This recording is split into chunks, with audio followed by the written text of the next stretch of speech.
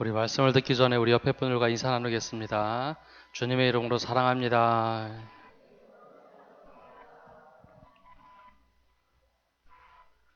예, 이제는 두 번 이상 인사하시네요. 예, 주의 형제 야고보가 기록한 서신서의 말씀, 특별히 3장 말씀을 지난주 함께 보았습니다. 말에 있어서 조심하라라는 이 야고보의 말씀은 행함을 강조하면서도 그 행함의 핵심 중에 하나가 말이라는 것을 이야기하고 있습니다. 지난주에 했던 말씀을 조금 더 요약해서 보면 말을 제어하는 방법으로 하지 말아야 할 것을 이렇게 얘기합니다. 우리 안에 있는 악함과 죽이는 독을 빼내자라고 얘기합니다. 이 말은 마음에서 나오는 것, 즉 생각에서 나오는 것이기에 그것을 빼야 통제를 해야 즉 타인에게 화를 입히지 않는다라는 것이죠. 또한 시기와 다툼을 자랑하지 말고 거짓을 버리자라고 이야기합니다. 이렇게 하면 할수록 우리 스스로 말에 속기 때문입니다. 근데 이것을 하지 말아야 하는 것을 하지 마는 것으로 우리가 믿음 생활하는 것이 아니라 더 나아가서 선행과 지혜의 온유함으로 하는 것, 더 나아가 화평으로 심어 의의 열매를 거두는 삶을 사는 것, 이것이 진정한 그리스도의 삶이다라고 주의 형제 야고보는 우리들에게 알려주고 있습니다. 성경에는 하지 말아야 할 것과 해야 할 것이 참 많이 나옵니다. 근데 특별히 하지 말아야 할 것이 많이 나오다 보니 하지 않는 신앙이 좋은 신앙인 것처럼 우리가 간혹 착각할 때가 있습니다. 그러나 분명한 것은 하나님께서 하라고 하는 것들 중에 우리가 조금 불편하지만은 그것을 행함을 통해서 정말 우리가 어떻게 살아가야 되는가 이 모습을 보여주는 것 중에 하나가 바로 이 말입니다. 따라서 화평으로 심어 의의 열매를 거두는 모든 성도들의 또한 그리스도인들의 삶이 되시기를 간절히 바랍니다. 오늘은 이제 사도행전 강해 시작한 지 6개월 이제 지나가고 있는데요. 거의 한 달에 한 장 정도 말씀을 보는 것 같습니다. 그러다 보니 1장 말씀 첫 서원을 아마 많이 잊어버리셨을 것 같은데요. 사도행전은 데오빌로에게 편지를 보냈던 두 번째 편지, 즉 누가복음 이후에 두 번째 쓴 글입니다. 데오빌로에게 우리가 어떤 일을 경험했는지 기록을 하다가 예수님께서 부활하신 후에 제자들이 물어보는 이야기를 통해서 이 사도행전 전체 내용을 끌어간다라고 이야기합니다. 예수님께서 이스라엘 나라를 회복하심이 이때입니까? 즉 부활 승천하시기 전에 물어본 제자들의 대답에 예수님이 이렇게 말씀하십니다. 그 기한은 너희가 알 바가 아니요. 그러면서 하신 말씀이 오직 성령이 너희에게 임하면 너희가 권능을 받고 예루살렘과 온 유대와 사마리아와 땅끝까지 이르러 내 증인이 되리라. 이 말씀을 하시고 승천하시게 되죠. 그래서 사도행전은 이 말씀을 따라서 기록이 됩니다. 너희가 권능을 받는 일, 그럼 어떻게 권능을 받는가? 바로 성령의 임재함과 함께 권능을 받는 모습이 나오고 8장까지 예루살렘에 머물면서 복음을 증거하는 일, 그 위에는 온 유대와 사마리아에 가서 복음을 전하는 일, 그 이후에는 이 땅끝까지 어떻게 복음을 전하며 증인으로 살아가는가 기록되어 있는 것이 사도행전입니다. 1장에서 조금 전에 말씀드린 것처럼 8장까지는 성령의 역사가 온전하게 이루어지는 사건들로 가득 차 있습니다. 오늘은 이제 이 예루살렘에서 온 유대와 사마리아로 넘어가는 사건의 단초가 되는 말씀, 즉 감당할 수 없는 스데반의 모습이 등장을 합니다. 사도행전이 기록될 때 구약의 역사서와 같이 역사를 쭉 나열한 것이 아니라 아주 특징적인 신학적 사건을 기록한 것이 사도행전입니다. 즉 누가의 신학에 따라서 어떤 것을 강조해서 믿음의 사람들에게 믿음을 지키도록 할 것인가 강조한 것이 곳곳에 등장을 하죠. 그래서 1장에서 7장까지는 약속하셨던 성령의 임재, 즉 예수님께서 성령이 임할 때까지는 예루살렘을 떠나지 말라, 있던 곳을 떠나지 말라 해서 함께 모여서 기도하면서 성령이 임재하는 사건, 또 교회가 시작이 되는 사건, 또 교회의 성장과 좌절, 그리고 뛰어넘는 도약의 사건들이 지속적으로 반복되어져서 나옵니다. 그때마다 교회는 에너지를 축적하게 되죠. 에너지라는 것은 좋은 일이 있을 때도 쌓여지고 부정적인 일이 있을 때도 쌓여집니다. 교회 안에 생기는 이 에너지는 갈등이 있어도 에너지가 쌓이게 됩니다. 더욱이 문제를 해결하면 이 에너지가 더 성숙한 에너지로 점점 쌓여지게 되죠. 외부로부터 오는 위협이 있어도 교회는 그것을 이겨내면서 더 건강해지면서 에너지를 점점점 응축해 놓게 됩니다. 또 내적으로 문제를 하나씩 해결할 때마다 에너지가 점점점 쌓여지게 되죠. 이를 반복하면서 교회는 건강한 교회가 되어집니다. 그래서 6장까지 에너지들이 계속 쌓여지는 모습을 보게 됩니다. 특히 6장 오늘 말씀 앞부분에는 7 일꾼들이 선출되면서 교회는 이전과 확연하게 다르게 안정되게 되죠. 우리 7절 말씀 다시 한번 읽어보겠습니다. 하나님의 말씀이 점점 왕성하여 예루살렘에 있는 제자의 수가 더 심히 많아지고 허다한 제사장의 무리도 이 도에 복종하니라. 아멘.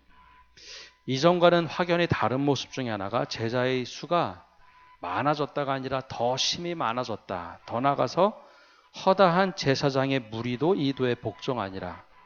전체적으로 예루살렘에 있는 사람들이 믿음을 갖기 시작했다. 예수님의 복음을 믿기 시작했다라는 것을 기록하고 있습니다. 교회가 시작되고 나서 내적으로 가장 큰 도전은 헬라파 유대인과 히브리파 유대인들의 갈등이었습니다.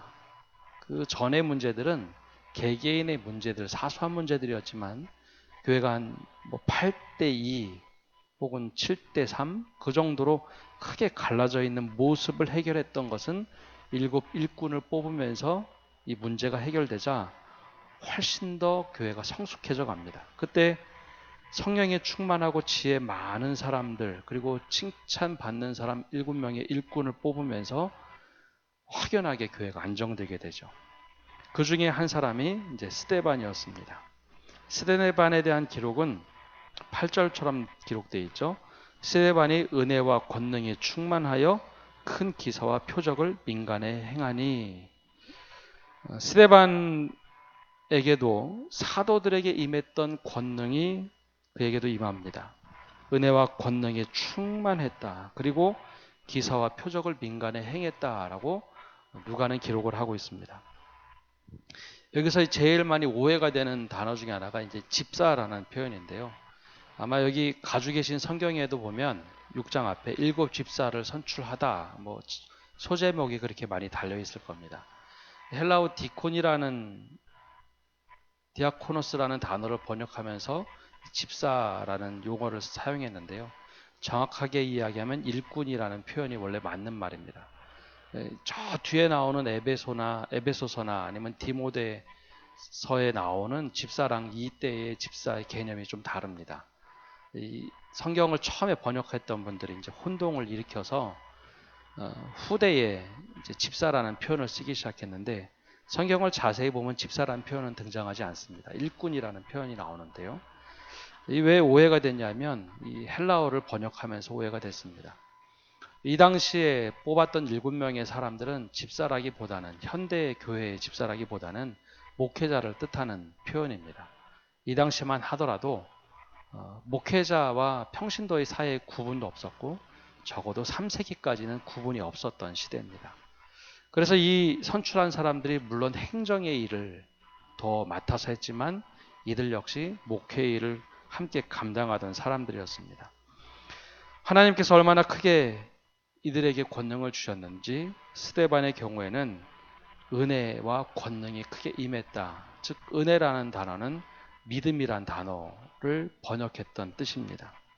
즉 믿음과 권능이 임하면서 나아가서 하는데 기사와 표적이 나타납니다.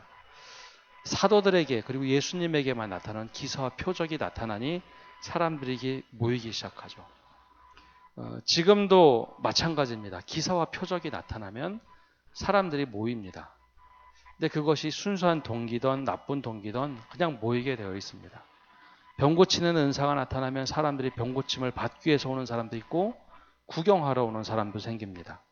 또 귀신 들린 사람이 치유가 되면 그것을 보고 또 신기해서 오기도 하고 낫고자 하는 사람들도 생겨납니다. 분명한 것은 기사와 표적으로 인해서 모일 때 믿음이 과연 생기느냐 안 생기냐는 별개의 문제라는 겁니다. 기사와 표적이 막 나타나서 병고침을 받은 것과 내가 구원받고 하나님, 내가 구원받은 사람으로 살겠습니다 라고 평생을 살아가는 문제는 다른 차원의 문제입니다.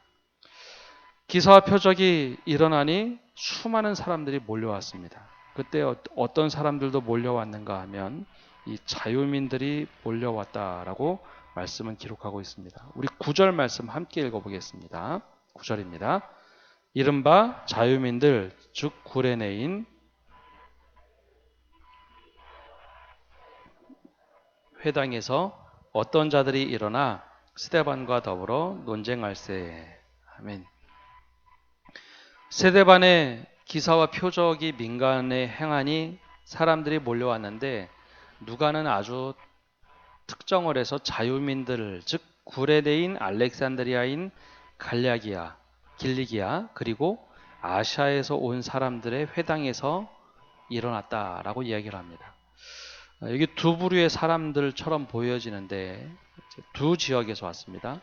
한번 지도가 조금해서 잘 보이려나 모르겠네요.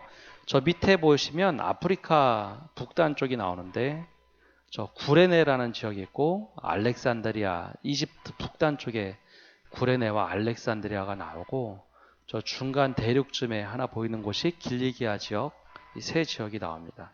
이 세 지역에서 사람들이 왔다라고 하는데 이것은 역사적인 배경을 좀 알아야만 합니다.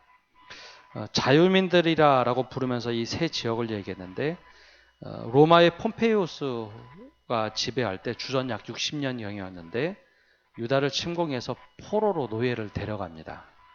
근데 로마로 직접 데려가는 경우도 있었지만 저 세 지역 구레네 그리고 알렉산드리아 길리기아 그 지역에 분산 배치를 합니다. 특별히 알렉산드리아는 지난주에도 말씀드린 것처럼 학문적으로 굉장히 뛰어났던 고대의 알렉산더 대왕 이름을 따서 만든 도시입니다. 그러니까 학자들도 많고 굉장히 화려한 도시. 그곳에 가서 화려한 문화를 배우면서 주눅들게 하는 정책을 사용합니다. 포로로 데려갈 때 고대 세계에는 두 가지 방법이 있는데요. 한 방법은 포로를 데려가서 자기 국민으로 만들면서 너희들은 아무리 따라와도 이 문명을 이길 수 없다라는 우월주의 교육을 시킵니다. 우리나라는 절대 이길 수 없어. 너희들 아무리 해봤자 이길 수 없어. 그래서 그 나라의 자녀들을 데려가서 아주 좋은 교육을 시키면서 절대 넘을 수 없는 힘을 과시하면서 교육을 하는 방법이 있고 또 하나는 그 지역에 자신의 국민들을 보내서 식민지에 보내서 혼혈 정책을 사용하는 두 가지 방법이 있습니다. 우리 역사적으로 보면은 이 성경 시대에 구약 시대에 두 가지 방법들이 다 있었는데 사마리아를 공격했던 아시리아는 혼혈 정책을 사용했고 바벨론은 포로로 데려가는 정책을 사용합니다. 근데 로마는 이 두 가지 정책을 둘 다 사용했는데 특별히 이때는 포로를 데려가면서 폼페이우스는 이 우수한 지역에 사람들을 흩어놨죠. 거기서 지냈던 사람들 한참 시간이 흐르다가 이 사람들이 노예로부터 해방이 됩니다. 야 이제 너희들은 시간이 지났으니 이제 너희들은 자유민이야 하고 풀어줬죠. 그때 살았던 지역이 이제 구레네와 알렉산드리아 길리기아였는데 이 지역에 살던 사람들 중에 소수의 유대인들 이 사람들은 그래도 우리가 믿음을 지키고 살아갔으니 우리가 고향으로 돌아가자 해서 예루살렘으로 다시 돌아온 사람들입니다. 믿음을 지키기 위해서 예루살렘으로 돌아온 사람들은 과연 믿음이 어떤 사람들일까요?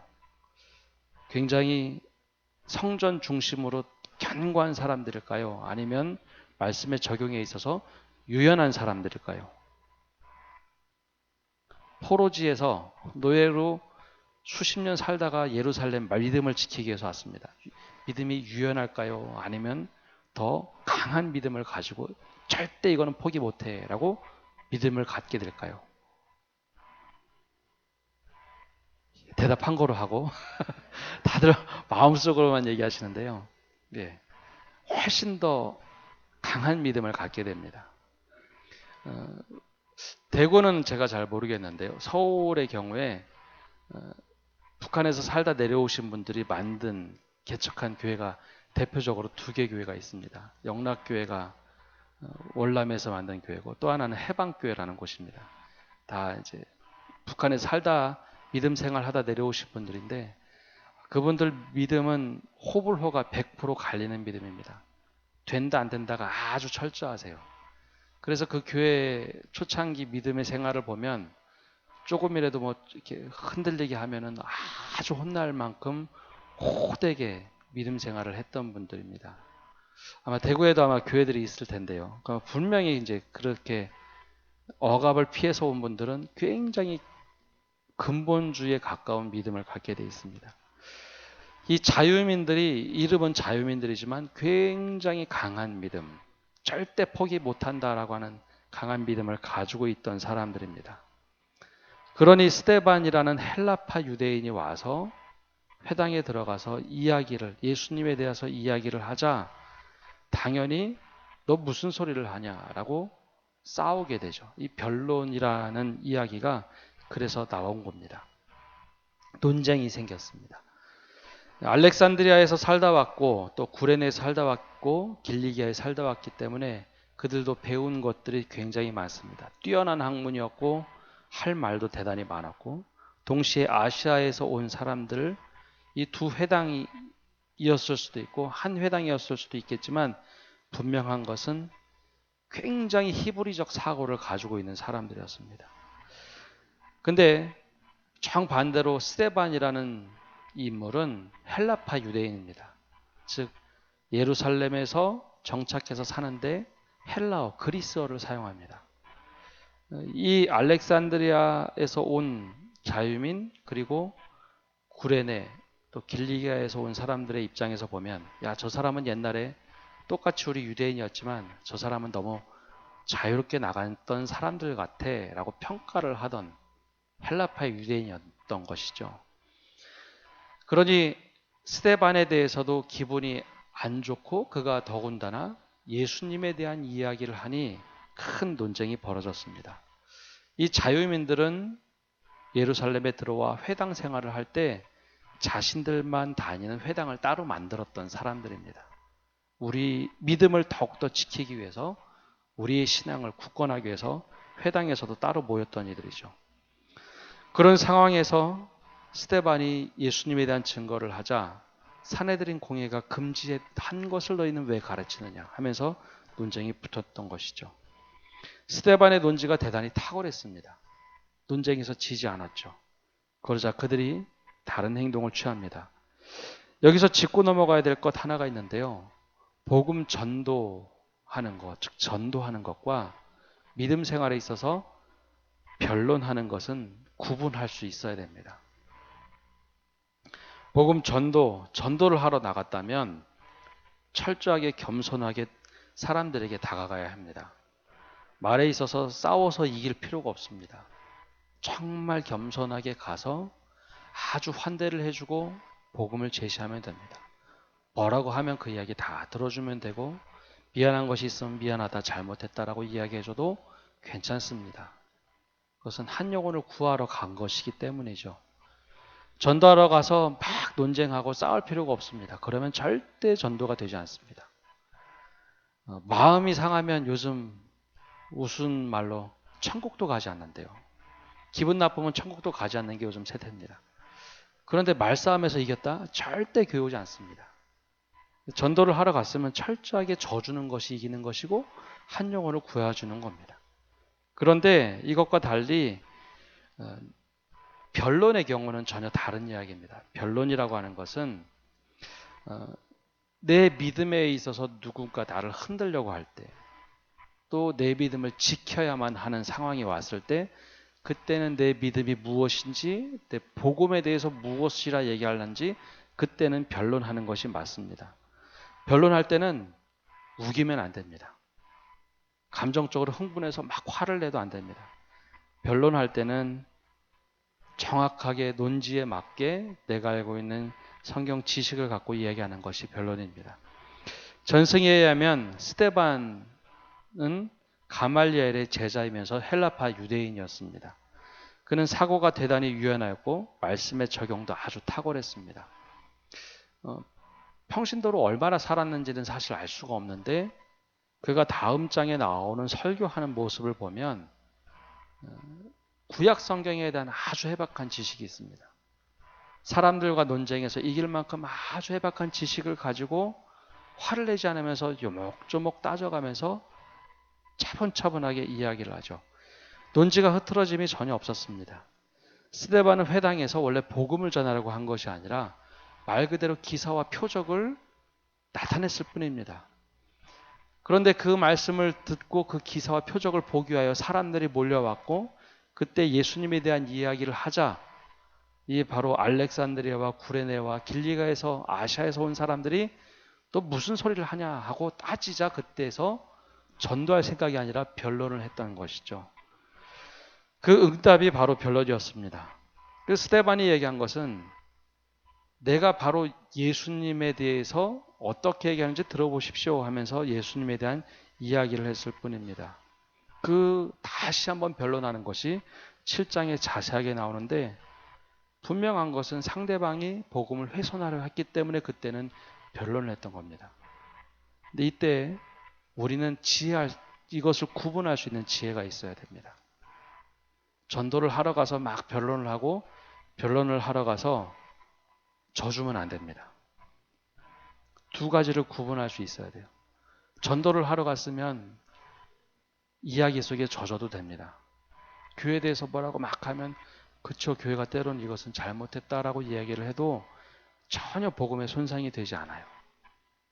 이기면 오히려 그 사람이 예수를 안 믿습니다.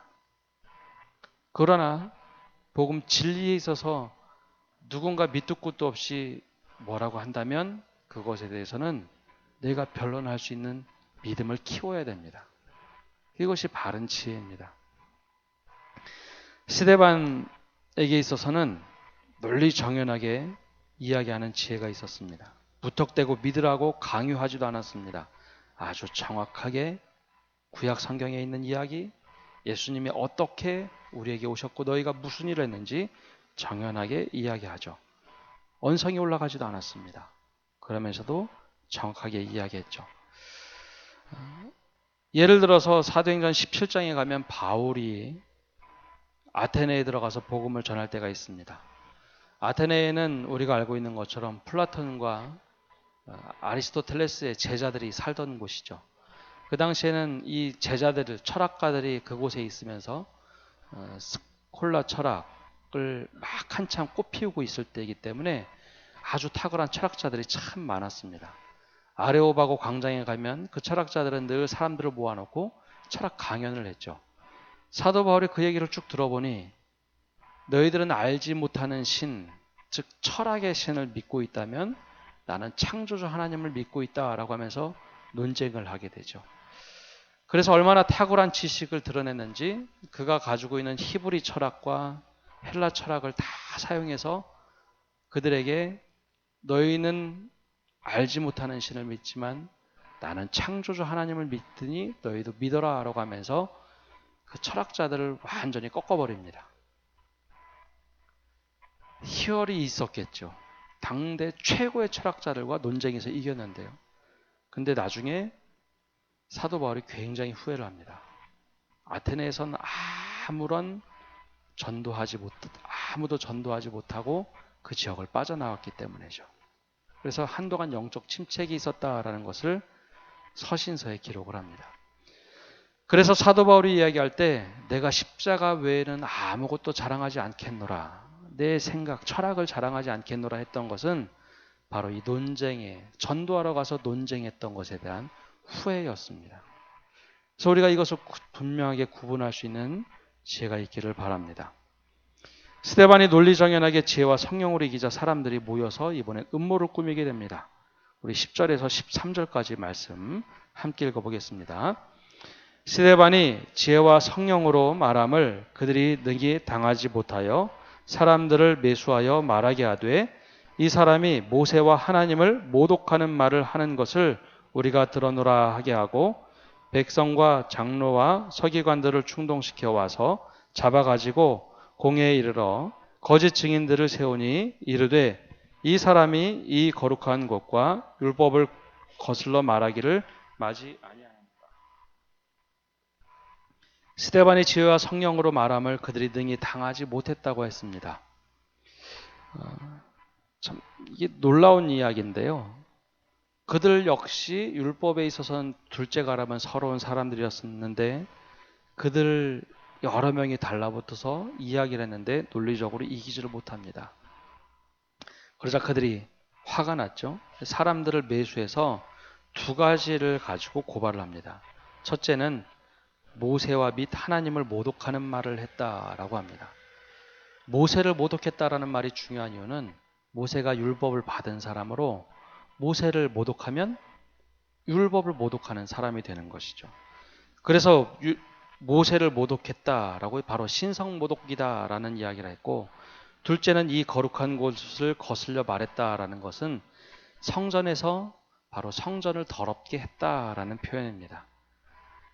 바로 사람들을 매수했다라는 표현, 언젠가 이 모습을 우리는 다 보고 왔는데 바로 예수님을 십자가에 달려 죽게 할 때 이 사두개인들이 앞장서서 또 바리새인들이 앞장서서 사람들을 매수해서 이 동일한 이야기를 했습니다. 그때도 동일하게 그가 하나님을 모독했다라고 하는 신성 모독죄를 걸었고 또 하나는 성전에 대한 문제를 제기했는데 이번에도 똑같이 두 가지를 가지고 스데반을 걸고 넘어갔죠. 이번에도 돈을 주고 사서 매수를 했습니다. 이렇게 이야기하면 되겠다. 그래서 백성과 장로와 서기관들을 충동시켜 와서 잡아가지고 사내들인 공회에 또 스데반을 앞세웠습니다. 이번이 이제 세 번째입니다. 첫 번째는 예수님을 잡아서 죽이도록 했고, 두 번째는 사도들을 잡았고, 이번에는 이제 스데반이라는 사람을 잡아다가 세웠습니다. 14절 말씀을 보면 그의 말에 이 나사렛 예수가 이곳을 헐고 또 모세가 우리에게 전하여 준 규례를 고치겠다 함을 우리가 들었노라 하거늘 하면서 이야기합니다. 바로 이 사도 스데반이 예수님의 이야기를 한 거죠. 예수님께서 하신 말씀 중에 내가 성전이라는 표현을 쓰시면서 내가 성전을 사흘 만에 완전히 무너지게 할 것이고 사흘 만에 다시 성전을 짓겠다고 하셨던 그 말씀을 스데반이 그대로 전한 것인데 그들은 그것을 성전에 대한 모독죄다라고 이야기를 한 겁니다. 그리고 모세에 대해서 이는 자꾸 왜곡을 하고 있다라고 하면서 사내들인 공회에 완전히 넘겨버렸습니다. 여기서 이제 성경에 나타나지 않는 조금 어려운 얘기를 해드리면 초대교회의 스데반을 시작으로 실제로 박해가 시작이 되는데요. 우리는 예루살렘 교회가 박해를 받았다라고 일반적으로 성경 그대로 읽기만 하면 그렇게 알고 계시지만 실제로 이 당시에는 큰 갈등이 내재되어 있고 갈등 속에서 일어난 사건이 있습니다. 바로 히브리어를 사용하는 유대인들과 헬라어를 사용하는 유대인들 안에는 뼛속 깊은 반목이 있었습니다. 히브리파 유대인들은 헬라파 유대인들에 대해서 탐탁치 않게 여기는 모습이 있었습니다. 사고방식의 유연함 때문이죠. 말씀을 적용을 해도 그들은 가말리엘 말씀에 따라서 좀 유연하게 적용하곤 했습니다. 그러던 가운데 헬라파 유대인들이 예수님을 믿고 7명의 일꾼이 됐다라는 소식이 삽시간 안에 예루살렘에 퍼졌죠. 즉 헬라파 유대인과 히브리파 유대인들 우리는 머릿속으로 확확 안 와닿지만 우리 표현을 하면 한국말을 하는 우리 한국 사람과 외국말을 하는 교포가 섞여 있다라고 생각하시면 됩니다. 외국말을 하면 금방 우리가 알아듣죠. 한국말을 해도 좀 어눌하죠. 한국말 발음이. 그래서 헬라파와 히브리파는 분명히 나눠져 있습니다. 그런데 헬라파에 대해서 탐탁치 않게 여기고 있었는데 헬라파 유대인 중에 대표되는 이 스데반이 복음을 전하고 기사와 표적이 나타난 겁니다. 그들에게 있어서는 대단히 불쾌한 이야기였죠. 더군다나 성전 중심으로 살기 위해서 오랫동안 포로로 끌려가 있던 바로 이 자유민들, 특별히 알렉산드리아와 구레네와 그리고 길리기아, 소아시아에 살던 사람들이 성전 중심의 사상을 지키기 위해서 예루살렘으로 굳이 자기들이 살던 곳을 포기하고 이 지역까지 왔는데, 예루살렘 안에, 회당 안에 예수를 증거하는 이상한 헬라파 유대인이 나타난 겁니다. 말씀을 지키고 살려고 고국에 돌아왔는데 저 헬라파 유대인 중에 스데반이 자꾸 예수를 증거하고 다니는 겁니다. 그러니 얼마나 화가 났을까요? 그래서 후에 이 7장 마지막 8장 넘어갈 때 돌로 사람들이 돌을 들어서 저 사람을 죽여라고 하면서 돌을 들어서 순교시켰던 사람이 바로 헬라파 유대인 스데반입니다. 우리는 이것을 그냥 예루살렘 교회가 박해받았다라고 단순하게 생각을 하지만 실제로는 처음에는 헬라파 유대인들이 박해를 받아서 헬라파 유대인들이 다 쫓겨갑니다. 7명의 집사라고 표현된 일꾼들이 뽑힐 때 모두가 다 헬라파 이름을 가지고 있었다고 했죠. 이 사람들이 다 외국에서 온 사람들에게 이 사람들이 먼저 쫓겨났습니다. 그래서 예루살렘 교회가 처음부터 막 흔들리던 교회는 아니었습니다. 베드로, 요한, 그리고 주의 형제 야고보, 이 세 명을 보고 세 명의 지도자, 즉 장로라고 불렀는데, 이 사람들이 처음부터 끝까지 예루살렘 교회를 지키고 있었어요. 후대에 나중에 한참이 지나서 점점 예수 믿는 사람들이 많아지자 이제는 안 되겠다 판단돼서 그때 실질적인 박해가 한참 지나서 찾아오게 됩니다. 예수님께서 늘 지적했던 것 중에 하나, 우리가 조심해야 될 신앙의 모습이 하나가 있는데요. 그 중에 하나가 근본주의 신앙을 갖는 겁니다. 유대인들 중에서 이 특별히 자유민이 가지고 있었던 것은 근본주의 신앙이었습니다. 성전에 대해서 조금이라도 언급하면 돌을 들어서 죽일 수 있을 만큼의 강한 근본주의 신앙이었죠. 예수님께서 바리새인들과 사두개인들, 장로들의 전통에 대해서 늘 부정적으로 얘기하며 지적했던 것 중에 하나가 그들의 왜곡된 신앙관이었습니다. 그들 안에도 왜곡된 신앙관과 함께 성전 중심의 근본주의 신앙을 가지고 있었습니다. 이 근본주의 신앙이란 것은 좋은 것이 아닙니다. 극단으로 치우쳐서 이것이 안 되면 다 공격해도 된다라는 신앙을 갖게 합니다. 실제로 우리나라에는 그런 모습이 거의 나타나지 않는데 외국의 경우에는 기독교 근본주의자들이 있습니다.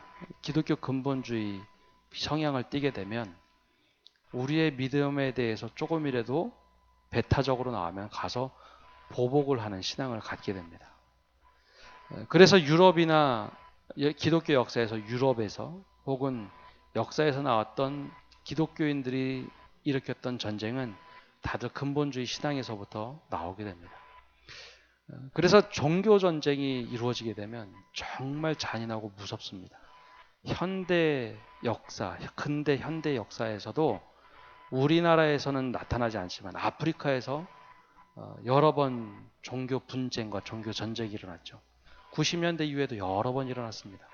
그때가 되면 아주 무섭게 전쟁을 합니다. 신년 전쟁보다 이념 전쟁보다 종교 전쟁은 전혀 다른 차원으로 진행됩니다. 간혹 구약의 말씀을 따라서 개신교도들도 구약의 말씀을 따라서 진멸하라라는 오해를 할 때가 있습니다. 대부분 근본주의 신앙을 갖게 되면 그 말씀을 따라가게 됩니다. 그래서 코소보 사태에도, 그리고 아프리카에서 여러 번 일어났던 카톨릭과 개신교의 전쟁 안에서도 이런 일들이 수없이 많이 일어났습니다. 오늘 말씀의 결론으로 되는 것은 이 7장 마지막입니다. 이 근본주의자들이 돌을 들어서 스데반을 죽이는 모습이 나오는데요. 우리가 조심해야 될 것은 건강한 신앙이라고 하는 것은 정말 하나님의 뜻이 무엇인지 끊임없이 물어보는 것입니다. 하나님께서 이 땅을 구원하시기 위하여 원하시는 것이 무엇입니까? 끊임없이 물어보는 것입니다. 근데 이 모습에서 스데반이 정말 복음주의자로서 모습을 정확하게 드러내주는 모습이 나옵니다. 우리 15절 말씀 함께 읽겠습니다. 공회 중에 앉은 사람들이 다 스데반을 주목하여 보니 그 얼굴이 천사의 얼굴과 같더라. 아멘. 여러분이라면 어떤 얼굴 표정이 되셨겠습니까? 어떤 얼굴을 가질 수 있는지 한번 상상을 해보시죠. 본인은 홀로 회당에 들어가 있었고 수많은 사람들이 주목하여 보고 논쟁을 했습니다. 그리고 그것도 되지 않자 사람을 매수해서 두 가지 죄목으로 공회로 끌고 왔습니다. 거기에는 백성들이 앉아있고 제사장이 앉아있고 그리고 수많은 종교 지도자들이 와서 내려다보고 있습니다. 그리고 신문을 하기 시작합니다. 그런데 그때 스데반의 얼굴을 보니 천사의 얼굴과 같았더라 라고 모든 사람들이 그의 얼굴을 보고 깨닫습니다. 이것은 하나님의 영이 스데반 안에서 빛났기 때문이다 라고 이야기를 합니다.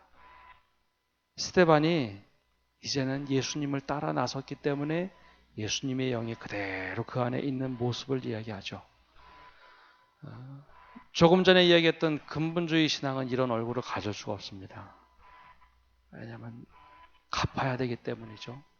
그러나 스데반은 전혀 그렇지 않았습니다.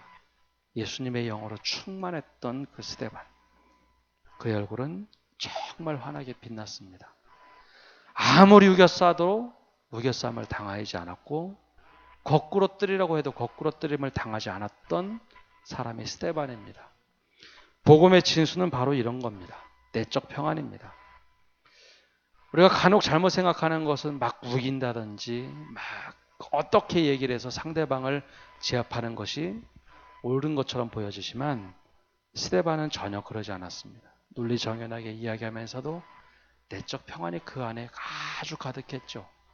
사람들이 무엇이라고 하더라도 흔들리지 않았습니다. 오히려 그 안에 기쁨을 가지고 있어서 그것이 얼굴에 드러난 모습으로 가지고 있습니다. 그래서 그가 마지막에 죽을 때도 나의 영혼을 주님께 부탁하나이다 라고 이야기하면서 예수님과 똑같은 표현을 하면서 그들을 다 용서하면서 하나님 품으로 가는 모습이 등장을 합니다. 이것이 진정한 믿음의 모습입니다. 스데반은 우리가 어떤 모습으로 살아가야 될지 아주 잘 보여주는 또 다른 모범이 되는 인물입니다. 물론 예수님은 우리들이 어떤 신앙생활을 해야 될지 보여주시는 근본의 모습이지만 스데반 역시 우리가 어떤 상황과 어떤 환경에 놓일지라도 어떻게 살아가야 될지 보여주는 것이 스데반의 모습입니다. 여기 계신 모든 성도님들이 바로 스데반과 같은 이런 모습을 갖기를 원합니다. 내적으로 너무 충만하고 또 하나님께서 부으시는 은혜가 너무 커서 어느 곳에서도 누가 무엇을 얘기해도 그것을 넉넉하게 이길 수 있는 믿음. 하나님께서 나와 함께 하셔서 이거 괜찮습니다. 막 비난과 폭주가 막 쏟아지는 가운데서도 그의 얼굴이 천사의 얼굴과 같았더라. 그 고백의 기록이 여기 계신 모든 성도들의 고백이 되고 삶이 되시기를 간절히 축복합니다. 함께 기도하겠습니다. 하나님, 오늘도 저희가 주님 앞에 나와 예배합니다.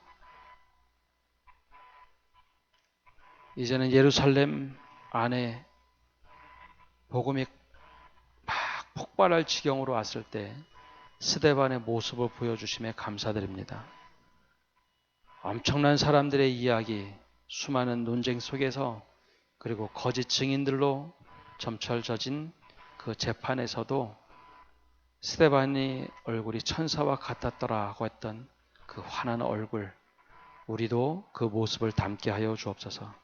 그래야 하나님, 우리가 누구를 만나든지 어떤 상황과 어떤 환경에 놓이든지 절대 믿음에 흔들리지 않게 하여 주시고 그 견고한 믿음을 통하여 우리가 세상을 이겨낼 수 있고 하나님의 뜻을 따라갈 수 있는 저희가 되도록 은혜 내려 주시옵소서.